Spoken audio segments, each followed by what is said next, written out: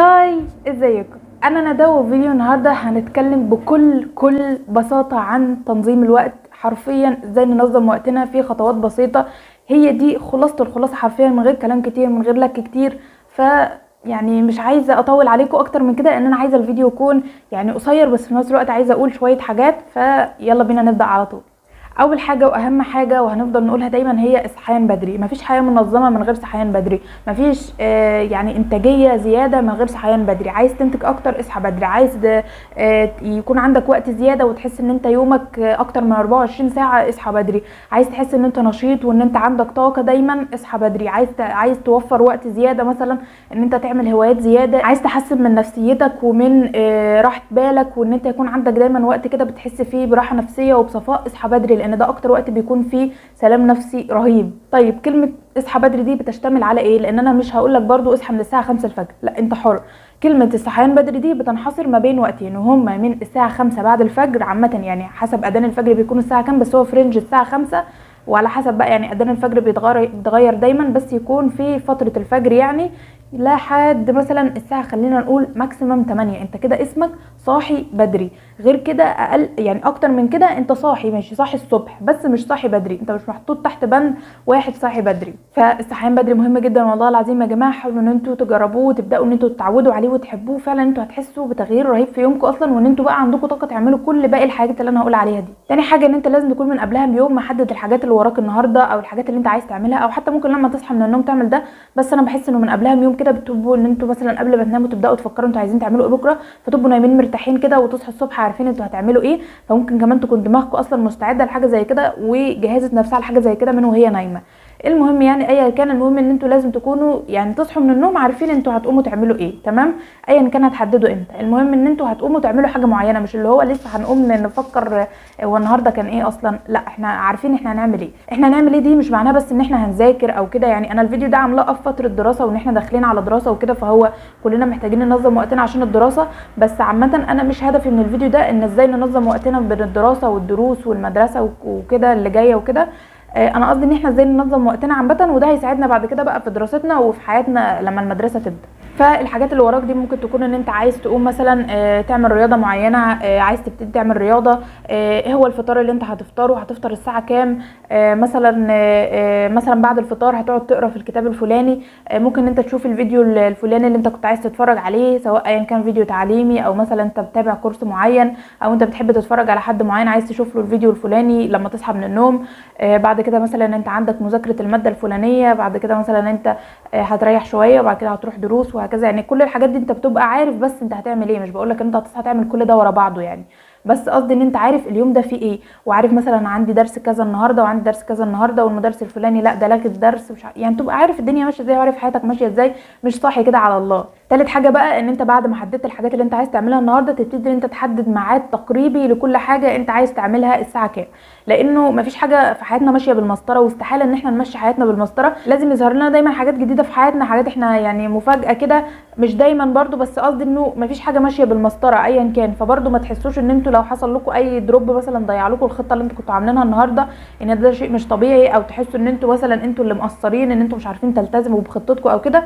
لا، هي الفكره انه دايما الحياه مش مستقره، لازم يكون في حاجات كده بتحصل دايما، حتى لو حاجات بسيطه بس ممكن تاثر في الجدول اللي انتوا عاملينه، فما فيش اي مشكله. فعشان كده بقول لكم حطوا ميعاد تقريبي بس. يعني انتوا مثلا الساعه 8 هتبتدوا ان انتوا تذاكروا درس الفيزياء اللي عليكم. طب افرض مثلا انتوا اكتشفتوا ان انتوا كان عندكم واجب كيمياء انتوا ما حليتوهوش، وانتوا عندكم درس كيمياء النهارده، هتسيبوا واجب الكيمياء؟ لا، هتحلوا واجب الكيمياء وبعد كده تبقوا تذاكروا الفيزياء. فهكذا يعني لازم ان انتوا تكونوا ايه حاطين ميعاد معين لحاجه معينه، بس لو حصل لكم حاجه طارئه اكتر هتضطروا ان انتوا تعملوها طبعا. المهم ان الميعاد ده هيكون له بدايه وهيكون له نهايه. يعني انت مثلا عايز تمارس رياضه لمده ساعه، مثلا من الساعه 7 للساعه 8، وبعد كده مثلا هتدخل تاخد شاور، بعد كده هتقعد تريح شويه، بعد كده هتروح مثلا هتقعد مثلا من الساعه، هتقعد تقرا كتاب مثلا لمده ربع ساعه، مثلا من الساعه مثلا بعد ما تخلص تبقى مثلا من 9 الا ربع ل9، وهكذا بقى. يعني انت محدد ميعاد معين لكل حاجه، والميعاد ده مش لازم تكون كاتبه بالورقه والقلم. انت ممكن في ساعتها تحدد ان انت مثلا تفتح الموبايل تشوف الساعه كام دلوقتي. طب خلاص، المهمه دي هتاخد تقريبا حوالي نص ساعه، حوالي ساعه، يبقى انا هخلص الساعه كذا. فتبقى انت عامل لنفسك ميعاد معين انت هتخلص فيه، وعارف الدنيا بتاعتك ماشيه ازاي. الحاجه اللي بعد كده واللي مهمه جدا واللي هتساعدك واللي هتعينك، ان انت يكون عندك حاجات بتعملها اصلا، ان انت تعرف انت عايز تصحى تعمل ايه، هي ان انت تكون مخطط للشهر بتاعك وللاسبوع بتاعك. مش شرط يكون تخطيط واو ويكون انت حاطط اهداف فلكيه وان انت عايز تخترع الذره، بس ان انت يكون عندك حاجات عايز تعملها، ان انت تكوني حاطه في دماغك ان انا الشهر ده مثلا هخلص الكتاب الفلاني، ان انا الشهر ده هخلص الكورس الفلاني، ان انا الشهر ده لازم اراجع على الوحده الاولى في الماده الفلانيه، هكذا. لازم ان انت تكون حاطط لنفسك هدف كبير، وتبتدي ان انت بقى على مدار يومك بتقسمه لمهام معينه، هي دي اللي بتوصلك للهدف الكبير اللي انت عايز توصل له اخر الشهر او اخر الاسبوع. وحرفيا فعلا نظام التخطيط ده يعتبر غير حياتي تماما. يعني انا من اول السنه، من بدايه 2023 وانا بستخدم النظام ده. يعني انا قبلها ما كنتش بستخدمه، فاللي هو عادي، احنا ممكن نكون بنكتشف حاجات جديده وبنتعلم حاجات جديده طول حياتنا. اول حاجه بقى ان انا في الاول ما بدات اطبق النظام ده، حسيت ان انا حياتي فعلا ابتدت تكون منظمه اكتر. ابتديت ان انا احس ان انا بعمل انجازات حتى لو مش اكبر حاجه، بس مثلا ان انا كل شهر مثلا بخلص الكتاب اللي انا محدده ان انا عايزه اقراه. لو في كورس معين كنت عايزه اخده بتبسط جدا لما بخلصه. لو في حاجه كنت حابه ان انا يعني اطورها او اشتغل عليها الشهر ده، واجي اخر الشهر برضه اكون حققتها. وبرضه لو ما في حاجه ما كنتش حققتها برجع افكر ايه هو اللي الحاجات اللي مثلا خلتني ما اخلصهاش، وبعد كده برجع ان انا اخطط ان انا الشهر الجاي ان شاء الله اركز عليها اكتر، وهكذا. فحته التخطيط دي اصلا يعني سحر حرفيا، او حاجه كده لازم تكون عندنا كلنا. فان شاء الله انا بعمل لكم عنها فيديوهات مخصوص اصلا. قولوا لي في الكومنت لو حابين، وقولوا لي كمان لو انتوا عندكم نظام معين للتخطيط بتستخدموه عشان نفيد بعض. الحاجه اللي بعد كده ان انت ما تقتصرش حياتك على حاجه معينه. يعني زي ما قلنا، انت مش بتصحى من النوم تذاكر وتاكل وتشرب وتنام بس، لا. يعني عامه حتى لو ثالثه ثانوي والله العظيم لازم يكون عندك حاجات تانية في حياتك بتعملها برضو، سواء زي ما قلنا بتقرا كتب، بتقرا روايات، بتسمع بودكاست، بتلعب رياضه، بتخرج، بتروح دروس، بتعيش حياتك عامه. لكن انت ما تحددش او ما تقتصرش حياتك على حاجه واحده بس ان انت بتصحى تعملها، لان انت هتحس ساعتها ان انت ضايع اصلا. لان انت مثلا عايز تعمل الحاجه الفلانيه، انت عايز تذاكر، طب انت عايز يعني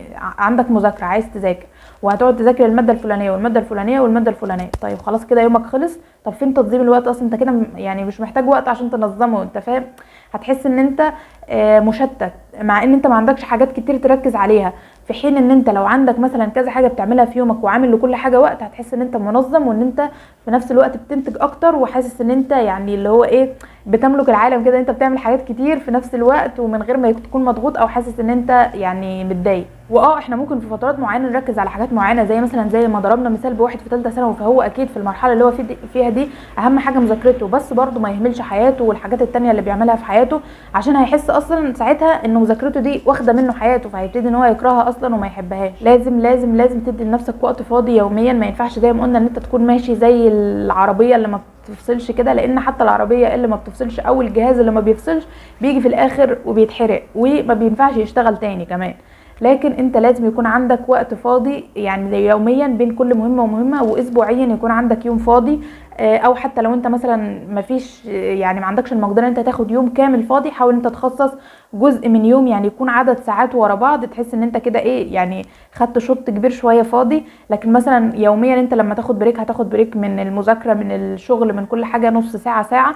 لكن مثلا خصص يوم معين انت مش عندك فيه ضغط قوي، تاخد لك فيه بتاع 5-6 ساعات كده، تخرج، تروح تتمشى، تعمل اي حاجه انت بتحبها بعيد عن الحاجه الاساسيه في حياتك، سواء كانت شغل، سواء كانت دراسه، سواء كانت اي حاجه. اخر حاجه واهم حاجه واللي بتلخص الفيديو ده كله، وانا حبيت احطها في الاخر عشان الناس المحترمه اللي بتشوف الفيديوهات للاخر، حرفيا انتوا كده معاكم يعني ملخص كل حاجه: الاعتدال ثم الاعتدال ثم الاعتدال. ربنا امرنا بالاعتدال وديننا امرنا بالاعتدال، فالاعتدال اهم حاجه في حياتنا في كل حاجه. بس انا هتكلم دلوقتي في حته تنظيم الوقت، ان احنا ازاي نكون بننظم وقتنا بطريقه الاعتدال، ان احنا ما نديش اي حاجه اكبر من حجمها ولا اقل من حجمها، نديها حجمها بالظبط. يعني مثلا احنا مش هنقعد ندي مثلا ماده الفيزياء عشان احنا مثلا حاسين ان هي ماده صعبه او كده، نقعد نديها اكبر من حجمها ونذاكرها بالساعات ومش عارف ايه، فتبتدي ان هي تيجي على المواد التانية، فنحس ان احنا ملخبطين الدنيا ومش عارفين ان احنا نذاكر وننظم مذاكرتنا. ما نديش حاجه اكبر من حجمها، ان احنا مثلا حياتنا بس عباره عن ان احنا بنروح جيم وبنقعد في الجيم بال10 ساعات، فنحس ان احنا اصلا ما بنعملش حاجه تانية في حياتنا غير كده، فنحس ان احنا ما عندناش حياه تانية وهكذا. ما نديش حاجه اكبر من حجمها ولا اقل من حجمها برضو، ان احنا نحس ان احنا بني ادمين كسولين، ان احنا مثلا مش مدين المذاكره حقها ومش بنذاكر كويس، فنبتدي نحس ان احنا حياتنا مش منظمه وان احنا كسولين ومش بنعمل اللي علينا. لا، احنا بالظبط نعتدل وندي الحاجه حقها بالظبط. المذاكره مثلا انت الماده الفلانيه بتاخد منك ساعه، ذاكرها ساعه. انت الماده الفلانيه بتاخد منك ساعتين، ذاكرها ساعتين. انت عارف ان انت بتروح الجيم ساعه في اليوم، روح ساعه في اليوم. عارف ان انت مثلا كويس ان انت تقرا كتاب لمده ربع ساعه في اليوم، اقرا لمده ربع ساعه في اليوم.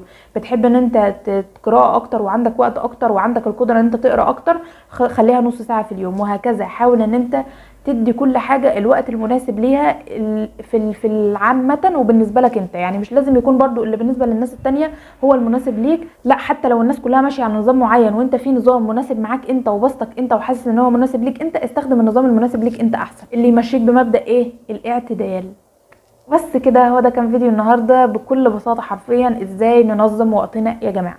وبرده في الاول وفي الاخر اللي عايز ينظم وقته واللي عايز ينظم حياته واللي عايز يعمل حاجه معينه، يعني بصوا، يعني هو اصلا لو الدنيا معاه متلخبطه وحاسس ان هو ضايع وكده، هو برده هيجي على نفسه وهيبتدي ان هو كل يوم يخطط لحاجه هو عايز يعملها وهيصر وهيعمل وكده. فالموضوع كله في الاول وفي الاخر برده اصرار وعزيمه شويه، ان انت يكون عندك يعني رغبه في ان انت عايز تعمل حاجه فلانيه، سواء كانت زي ما قلنا ان انت عايز تنجح في مذاكره، ان انت عايز تنجح في شغل معين، ان انت عايز تستمر في عاده معينه، عايز تكتسب عاده معينه زي ان انت تستمر على الرياضه، تقرا كتب، مش عارف ايه.